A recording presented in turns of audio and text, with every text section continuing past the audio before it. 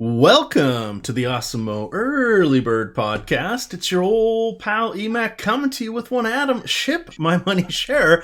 No, this is really a Friday show. There's no Laffy and there's no Dan Strafford. I'm filling in for Dan. And Adam is filling in for Laffy, who's filling in for Adam tomorrow. So if you guys are scoring at home, just cross it off the list, crumple up the piece of paper, and put it in the recycling bin. Adam, tell the people why you are not going to be on Friday's show.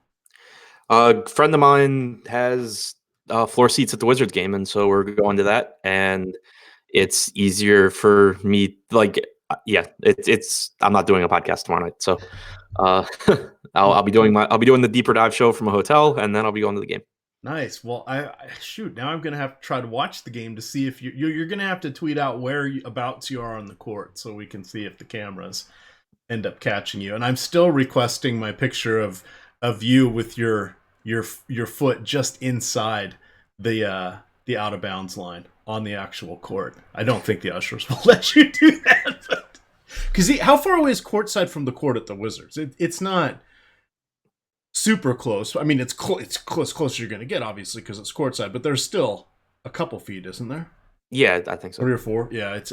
I think it's one of the bigger ones. Toronto is one of the other ones. It's a little bit unique. But anyway, let's get on to Friday's content. We are recording this on Thursday night. Happy Pi Day to everybody that is listening on Thursday. For Friday, we do have an 8-game slate. We've got a couple teams on back-to-backs playing tonight, and then playing on Friday are Sacramento. They are at Boston this evening. They are at Philadelphia on Friday. The Lakers are at Toronto, and then they go to Detroit for Friday. Teams playing on Friday who are also playing on Saturday are the Phoenix Suns, who will be at Houston Friday, at New Orleans Saturday. Portland has back-to-back road games. They will be at New Orleans Friday. Then they're off to San Antonio. San Antonio will be hosting the Knicks and Portland. And then Washington will be hosting Charlotte. And then on Saturday they get Memphis. And then the Pellies, of course, as we mentioned above, they will be hosting Portland and Phoenix. No, I don't.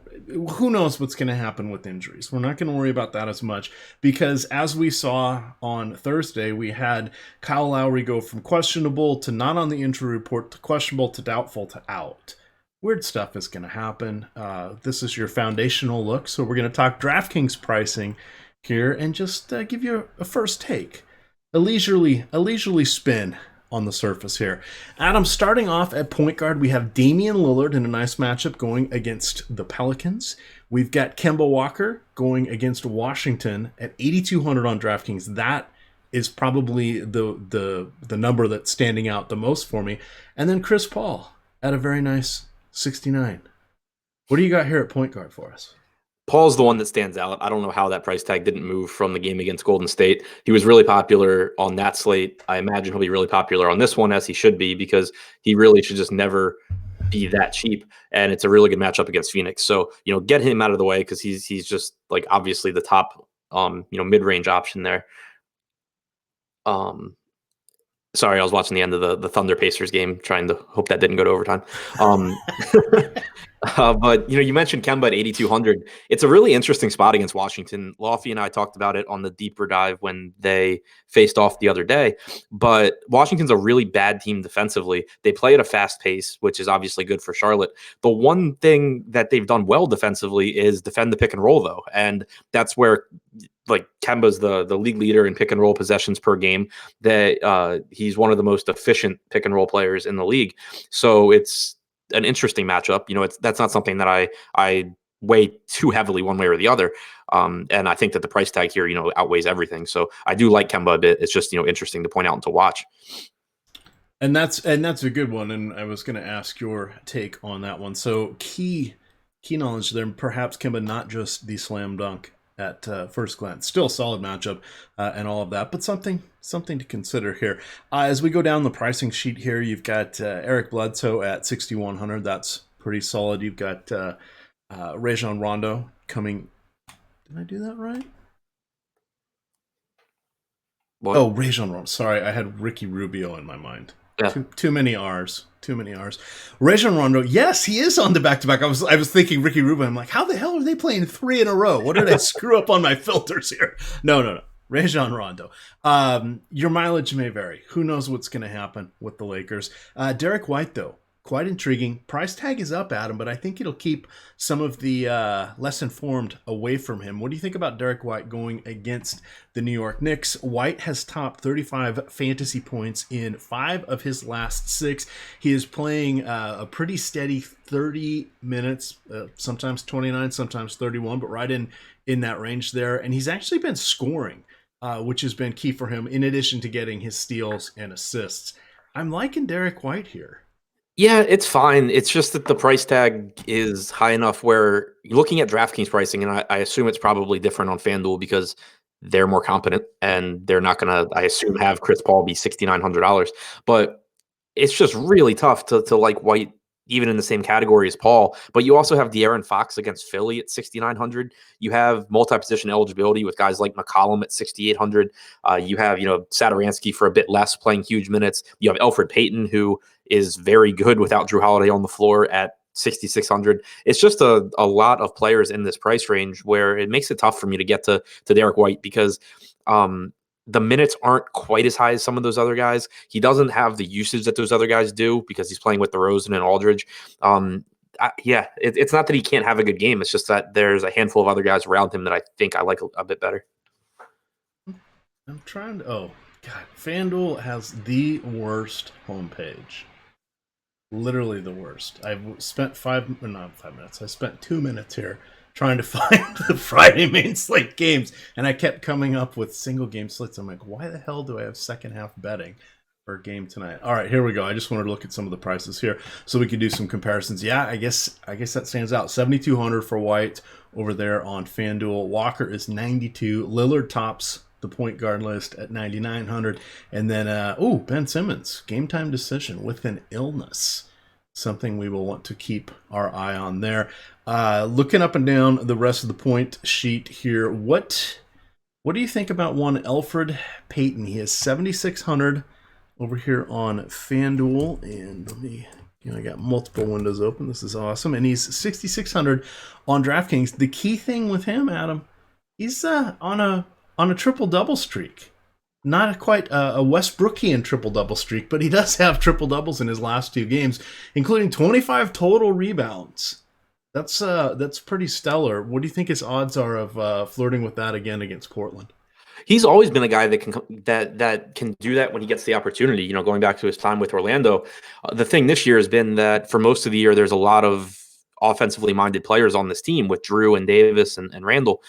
And Mirotic, but Mirotic is on the Bucks. Davis is playing 21 minutes a night. Drew is on the bench. If you take Payton's numbers without Mirotic or Holiday on the floor this season, he's played 224 minutes. He's averaged 1.09 points per minute, 21% usage rate, which is up from 17 or 18% usage rate overall, 38% assist percentage, 9% rebounding percentage. It's a totally different player from what we've seen for most of the year, but I'm okay believing in it because we've seen it going back to his time with Orlando. He was always an inconsistent player because he's not a good shooter, but he was always the guy that had monster upside, and I think that's the case here now that they've gotten rid of some of the guys that were taking stats away from him. All right, anybody else down in the lower end here? You've got Emmanuel Mudiay at 4,200. We're back on DK prices here. You've got Shai Gilgeous-Alexander at 4K flat, and then you've got are we going to go back to Arcidiacono for Chicago if they're missing their players again? Levine's probable, so shouldn't need to go to Arcidiacono. Thank you. Save me from Arcidiacono, please. That was an adventure I think we don't want to go back to for a while. But talk about Mudiay, Gilgeous-Alexander, maybe a Pat Beverly, some guys here in the late night hammer. There's a lone outpost 10:30 game. So there's an 8:30 game and then this 10:30 game. So a long time between action there. What do you like as we close out the point guard position?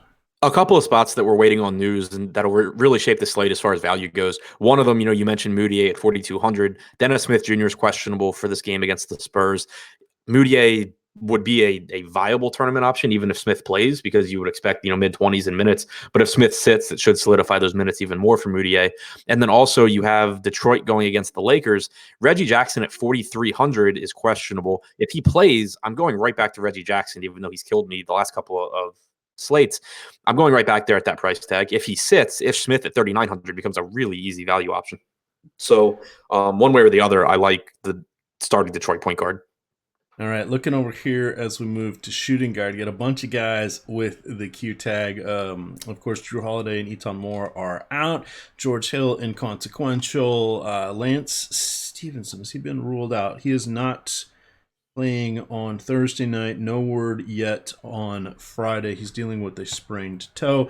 You've got Rodney Hood, who has been dealing with hip soreness, but he is likely to go. Dwayne Wade carrying the Q tag. What is his deal? Bruised elbow. I would expect him to play. Tyler Johnson also with the Q tag here. He has got a sore knee. I'm going to guess he's going to play. And then Butler had the last game off. I wonder if they almost give Simmons this one off. He's listed as probable. Okay. Well, there goes that idea.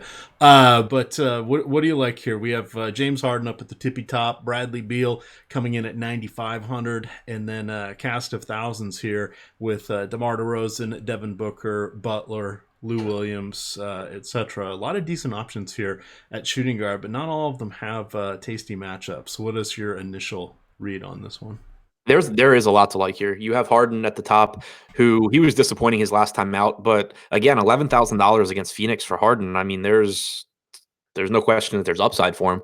The problem is just that there are some good matchups and some high upside guys available for less. You drop down a little bit, and you get Beal at 9,500, probably playing around 40 minutes here against Charlotte.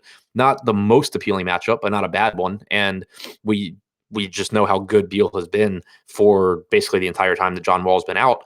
But then you can even, save another like 1,400. You get the Devin Booker against Houston, a team that, struggles defensively. And Booker is a very high upside player where if Phoenix hangs in this game, it's most likely because Booker is, scoring.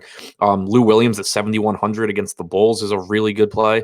The Bulls, not a good team defensively. Williams has about a 34% usage rate since the Tobias Harris trade, close to a 33% assist percentage since the trade as well.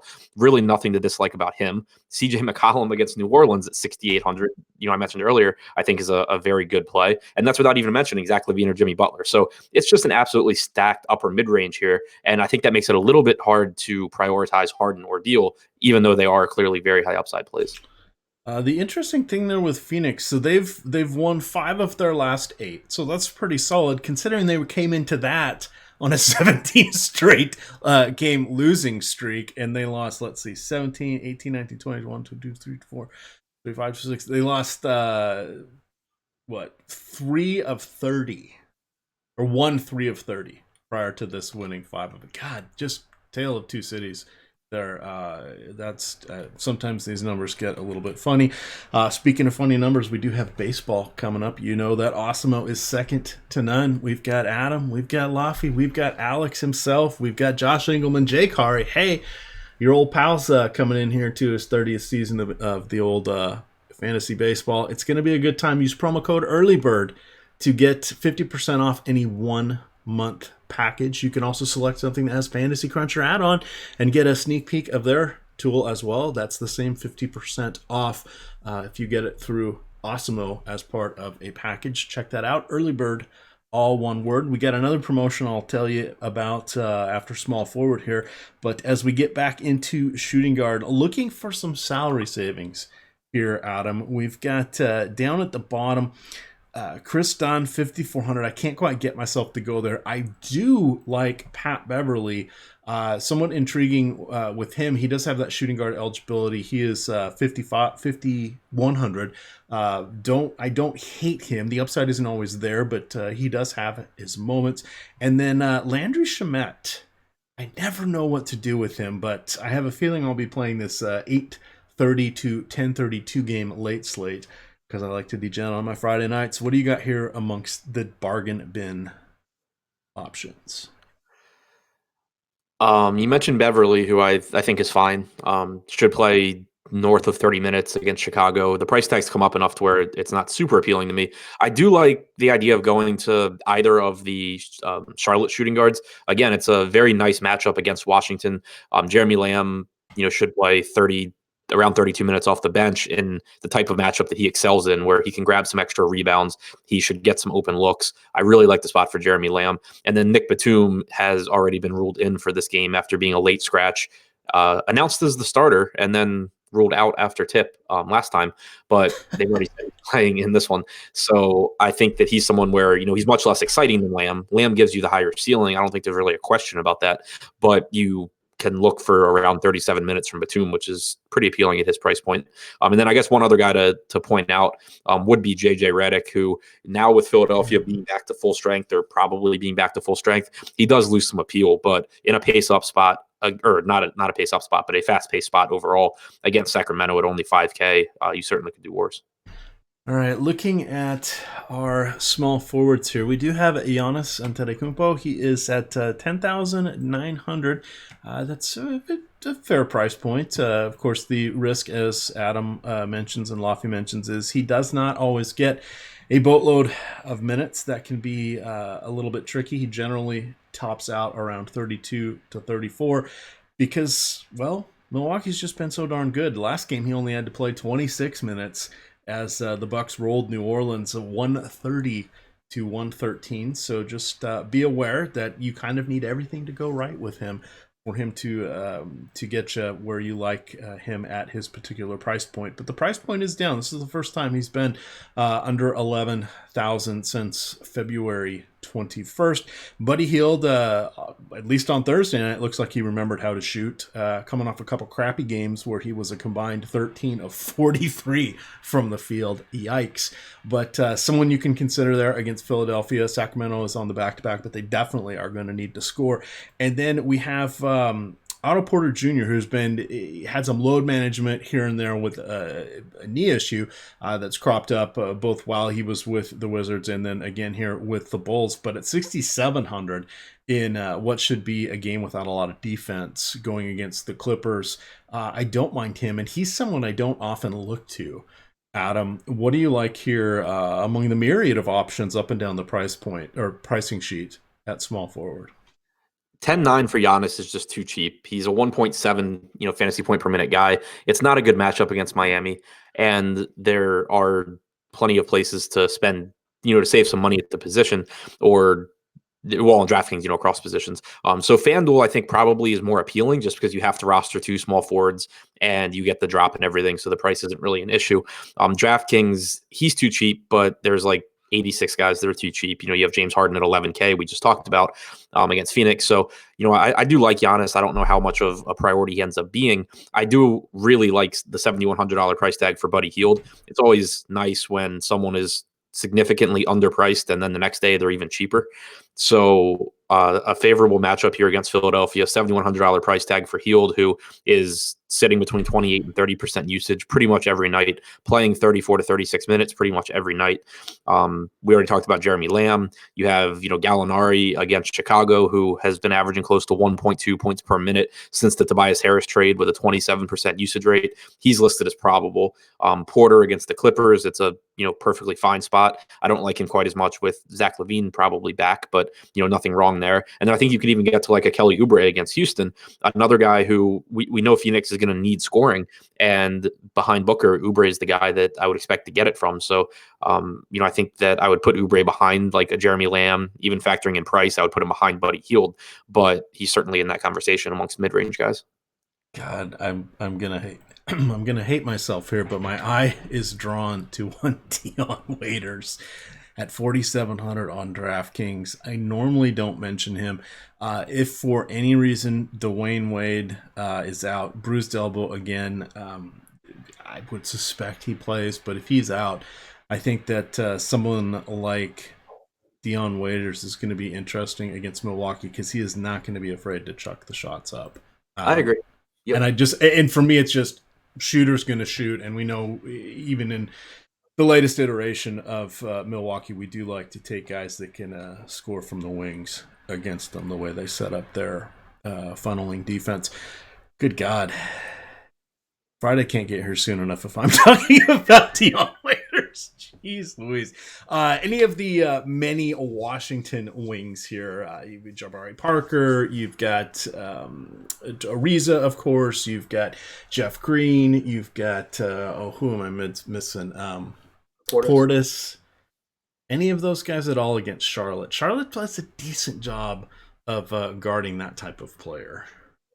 Well, Ariza has the Q tag, which if he's out, it opens some stuff up. You would see more playing time for Troy Brown. You would see more minutes available for all those other guys as well. Assuming he's in, then it's kind of just mixing and matching guys. The exception there being Portis, who obviously is not small forward eligible, but the Portis Bryant combination, one of those guys should go off against Charlotte. I assume it'll be Portis, but who knows exactly what Scott Brooks is going to do with the rotation. But again, those are the power forward center types. As far as Green and Ariza, whatever I get to is fine because the minutes are there. But there's just a lot of mouths to feed that kind of do the same thing on this Washington team. All right, we're playing some trivia here. Al-Farouq Aminu is going to be the topic. When do you think his last 30 fantasy point game was? I thought you were going to ask what team drafted him because I think he's playing them.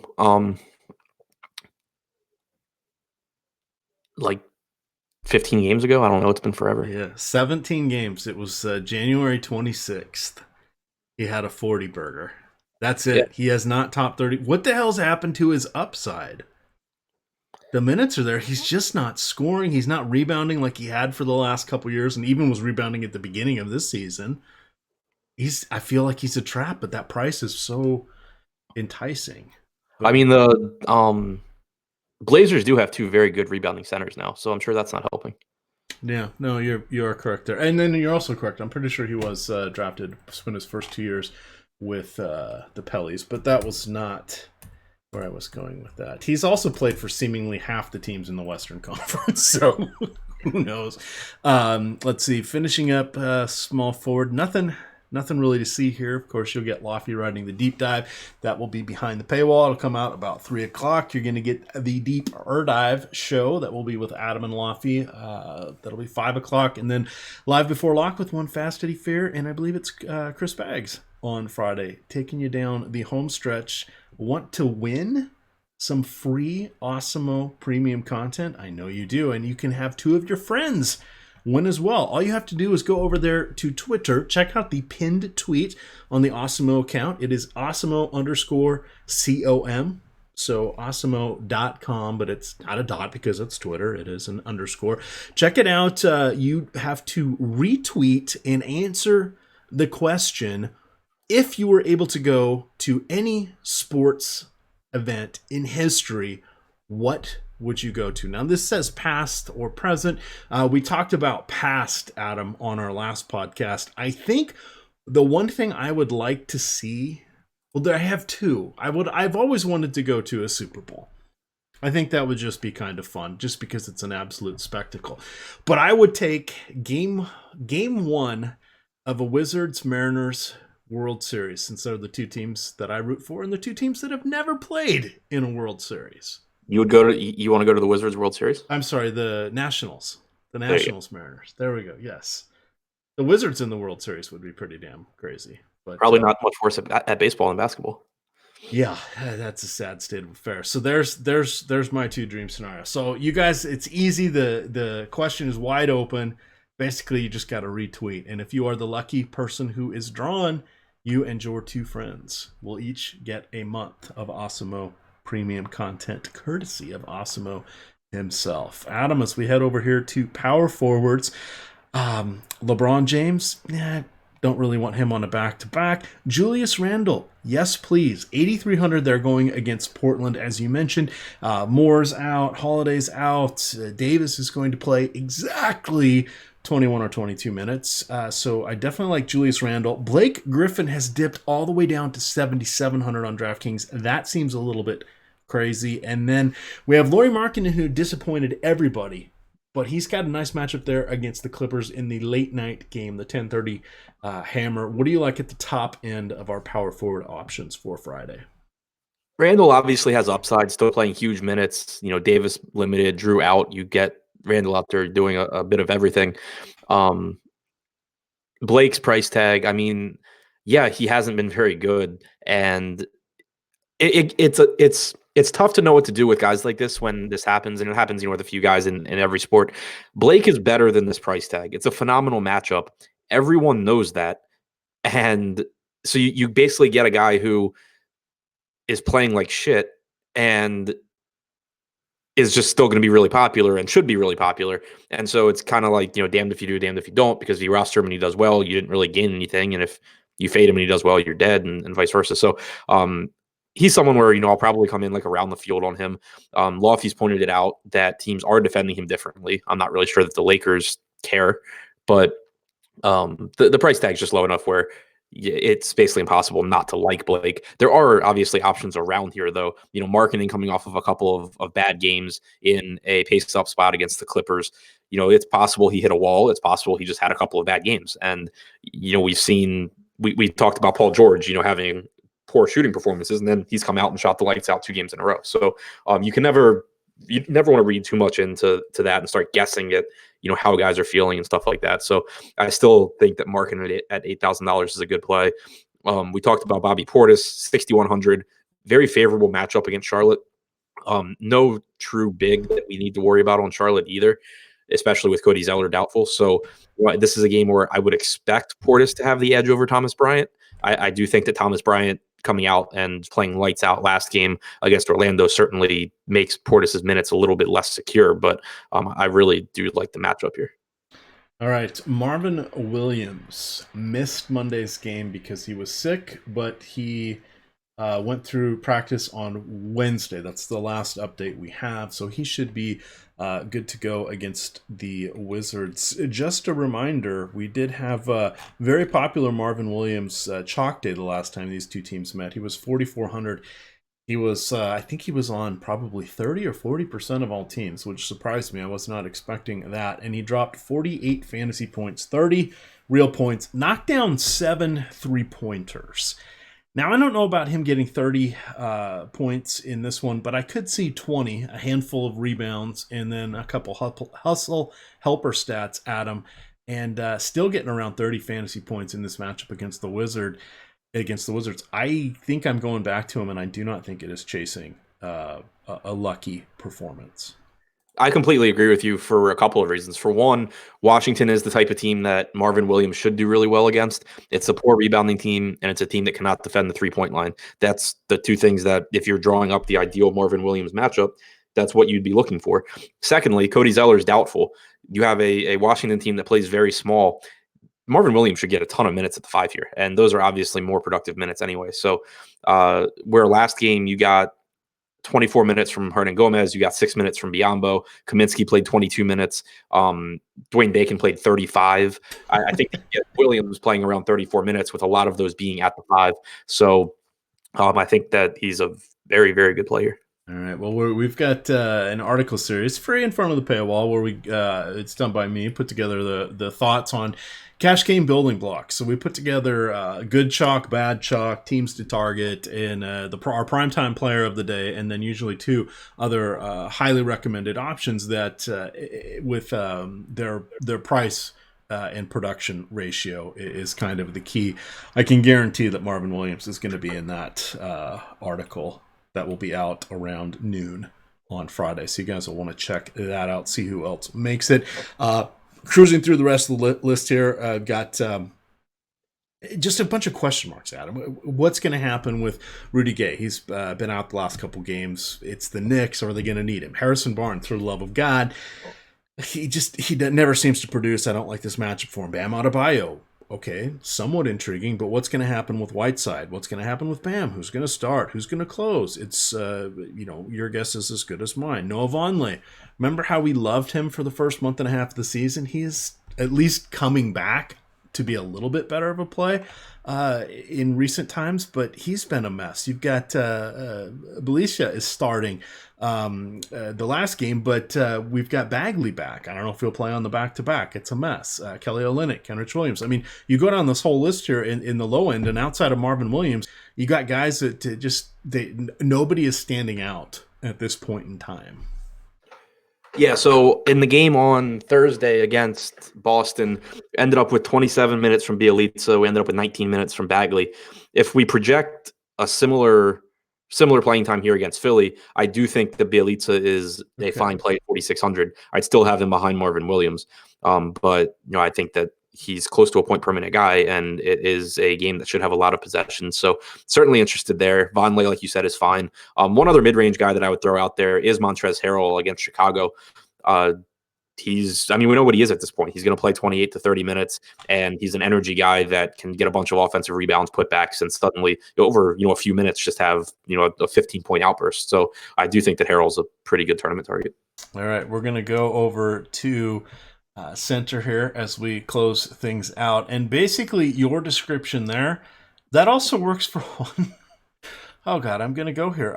Robin Lopez, been playing heavy minutes loads. He's played 30 or more minutes in, let's see, 8 of his last 10 games. This was a guy that was getting essentially DNPs. He was playing in single-digit minutes in games.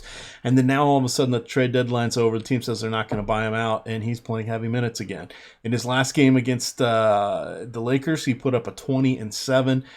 They didn't really, or he had a less than stellar game going against Blake and Andre Drummond, 9 points, 6 boards. That was a home and home. The one prior to that, 13-4. But coming off that, Philly 19-9, Indiana 20-9, Atlanta 16-6, 11-11 in the home and home there with Atlanta. I like him a lot in this matchup because, frankly, I don't really. I mean, you mentioned it's Montrezl or Montrezl as the center. It's just or Zubac. I don't think either one of those guys can really contend with Lopez. And while he's not a huge offensive force, he's gonna live in the paint. He should be in line for a double-double. This is at 5,700. I don't think people are going to be doing cartwheels, but I think we can get him for 35 fantasy points in this matchup. Yeah, he's fine. The thing is that I don't know that using 35 or getting 35 points from a center position is actually something that's good, regardless of price. Even if you look in that price range, you have DeAndre Ayton against Houston, who I think is a higher upside player than Lopez is. But then getting out of that price range, we mentioned that Giannis and Harden are underpriced. Joel Embiid is $9,900 against one of the worst rebounding teams in the NBA. I don't know how he doesn't go nuts against Sacramento. I don't know how Andre Drummond at 8,800 does not go for like 25 and 20 against the Lakers. If he gets to play the fourth quarter. If he plays 3 quarters, he probably goes like 18 and 15 at only 8,800. Like, I think 8,800 on Drummond is probably more egregious than 7,700 on Blake.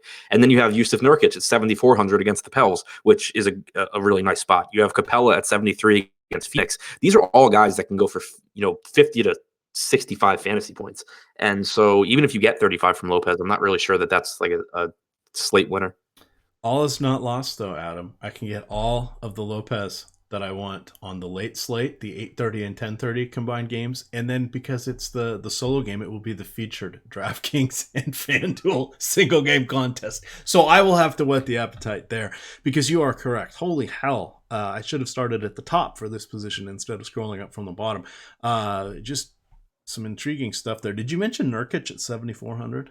Yeah, he was kind of in the next breath after my rant about Drummond. You have Nurkic and Capella who are very similar. I would give a slight edge to Nurkic on a per minute basis. Capella should play a few more minutes, but both in really nice matchups. Both, Nurkic, 1.3 points per minute, Capella 1.1 to 1.2. It's just two guys that should have really big games in those spots, and that was the legitimate mid-range and expensive guys. You also have Willie Hernangomez at $3,200 against Washington. Even if he plays 20 to 22 minutes, he can get you 25, 30 fantasy points. So if you're playing a center that doesn't have legitimate 50-point upside or or is like minimum price with 10x upside, it's not someone that I would plan on having a lot of. That is a very, very valid point. That's why we can't just hone in on one play. Gotta see the forest for the trees, and vice versa. Let's see. I think that's that's about it, Adam. We got in here about 35 minutes or so. Nothing too crazy for our first look foundational podcast. You do get at 9:15. Are you on the morning show? Yes. All right. So you and Josh, will this be your fourth and final game, or are you going to extend the series? He says he's bringing brooms, by the way, so just be prepared for that one. No, Josh is in trouble because I'm not playing. I don't have to focus on DraftKings or FanDuel since I'm going to the game, so I'll have all the time in the world to make my Thrive picks. Oh, there we are. So if you are looking for any side action, talk to Adam and Josh and see if they're willing to hedge anything here for more than just pride, but for actual buckaroos. I'm sure you can slide into the DMs or the premium Slack chat to arrange something with them. With that, we're going to get on out of here. You can follow Adam at ShipMyMoneyDFS on Twitter. I am at EmacDFS, and it is Awesemo_COM. Again, check out that pinned tweet to learn how you and two of your friends can win 1 free month of full access Awesemo premium content. With that, gamers, good luck.